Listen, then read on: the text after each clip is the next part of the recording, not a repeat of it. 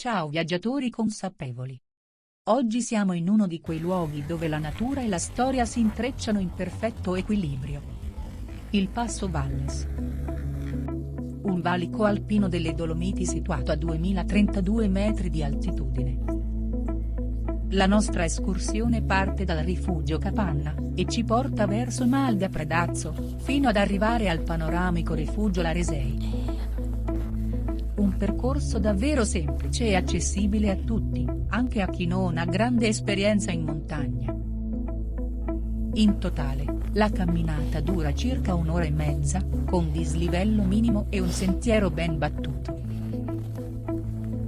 Lungo il cammino, si incrociano sciatori con le pelli, escursionisti con le ciaspole, bambini che tirano le slitte.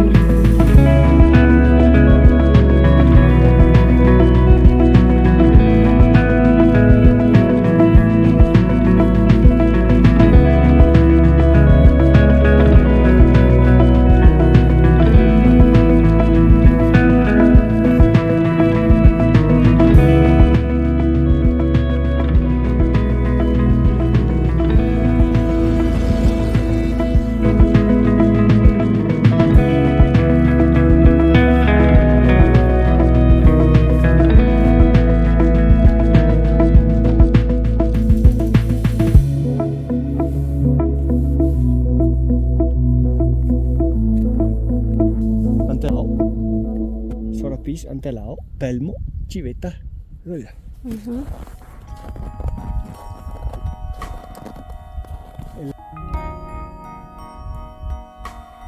Attraversiamo piste da sci, ma il nostro percorso rimane tranquillo.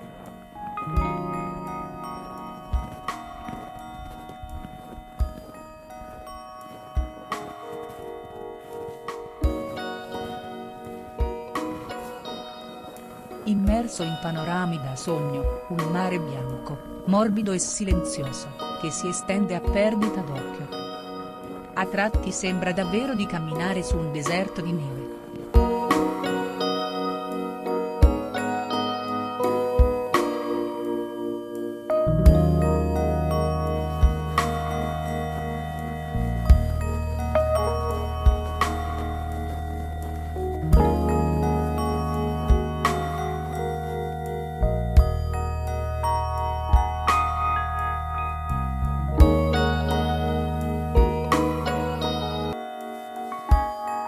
E quando si arriva al rifugio Laresei, il panorama si apre in tutta la sua bellezza.